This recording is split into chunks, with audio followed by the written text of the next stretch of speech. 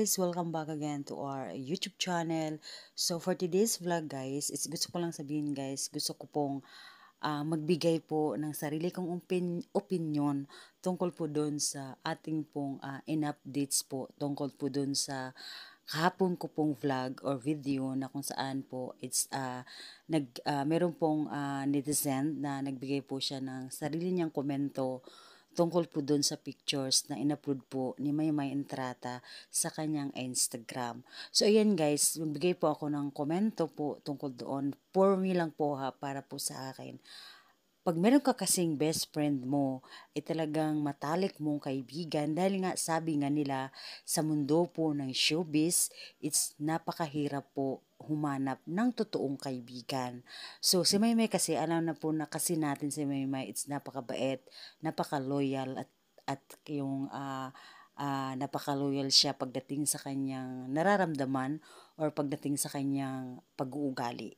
So kahit na super sikat na ang ating Miss Maymay Entrata, it's hindi pa rin niya nakakalimutan yung kanyang pinanggalingan, yung kanyang pinagmulan. Yung last po na preview po na MMK po ni Maymay Entrata, it's napanood ko po siya, is doon ko po na nakita talaga kung gaano kabait po ang ating Miss Maymay. Hanggang sa sumali po siya sa reality show ng Pinoy Big Brother at kung saan doon po talaga siya ay nanalo at naging big winner.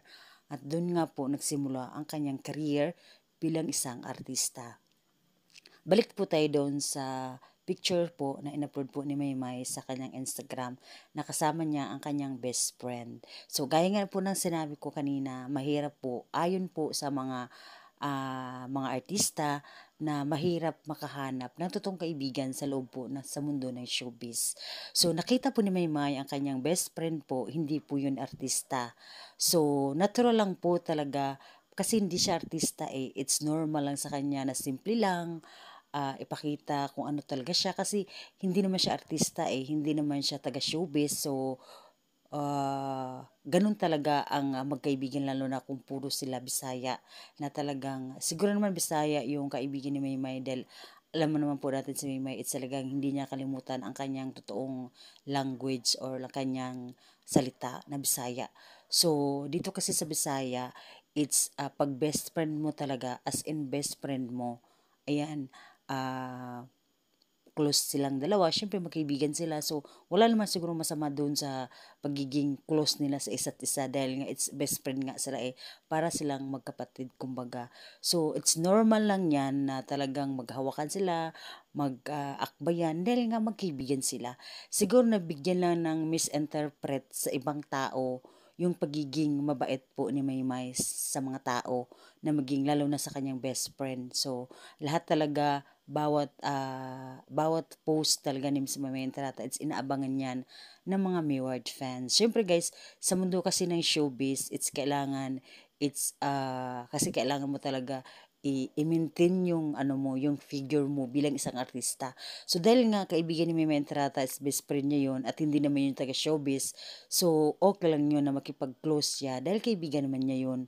So hindi natin alam, 'di ba? Lahat ng mga sekreto ni Maymay isa kanyang sinasabi dahil nga it's a best friend. It's lahat kung hindi natin nasasabi sa kaibigan o sa pamilya natin yung ating talagang nararamdaman, doon natin yan sinishare sa best friend natin. O, 'di ba? So, simple lang yung kanyang best friend, walang makeup, it's very simple lang.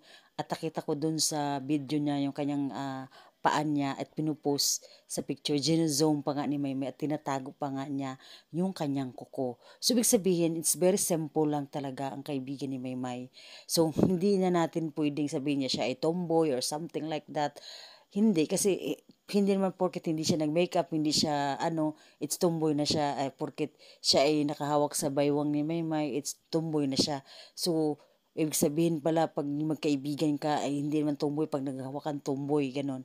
Hindi po guys, siguro na misinterpret lang yun ng ating netizen, kumbaga nasasabi niya yun, dahil nga it's talagang magkaibigan sila as in best friend talaga sila.